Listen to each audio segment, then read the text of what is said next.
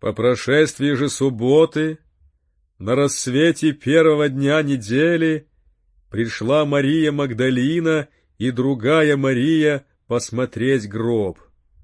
И вот сделалось великое землетрясение, ибо ангел Господень, сошедший с небес, приступив, отвалил камень от двери гроба и сидел на нем. Вид его был, как молния, и одежда его бела, как снег. Устрашившись его, стерегущие пришли в трепет и стали, как мертвые.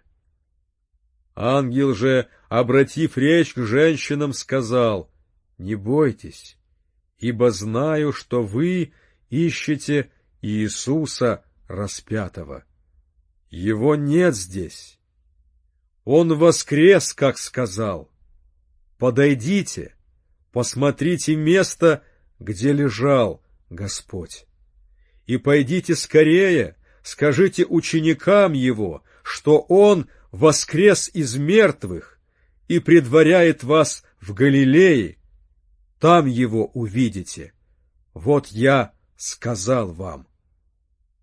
И, выйдя поспешно из гроба, они со страхом и радостью великою побежали возвестить ученикам Его. Когда же шли они возвестить ученикам Его, и се Иисус встретил их и сказал: «Радуйтесь». И они, приступив, ухватились за ноги Его и поклонились Ему. Тогда говорит им Иисус: «Не бойтесь, пойдите, возвестите братьям моим, чтобы шли в Галилею, и там они увидят меня». Когда же они шли, то некоторые из стражи, войдя в город, объявили первосвященникам о всем бывшем. И сии, собравшись со старейшинами и сделав совещание, довольно денег дали воинам и сказали: «Скажите, что ученики его, придя ночью, украли его, когда мы спали. И если слух об этом дойдет до правителя, мы убедим его и вас от неприятностей избавим». Они, взяв деньги, поступили, как научены были, и пронеслось слово сие между иудеями до сего дня.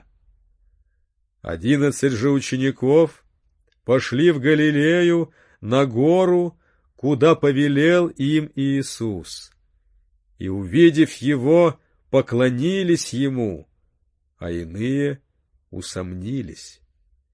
И, приблизившись, Иисус сказал им: «Дана мне всякая власть на небе и на земле. Итак, идите, научите все народы, крестя их во имя Отца и Сына и Святаго Духа, уча их соблюдать все, что я повелел вам, и се я с вами во все дни до скончания века. Аминь».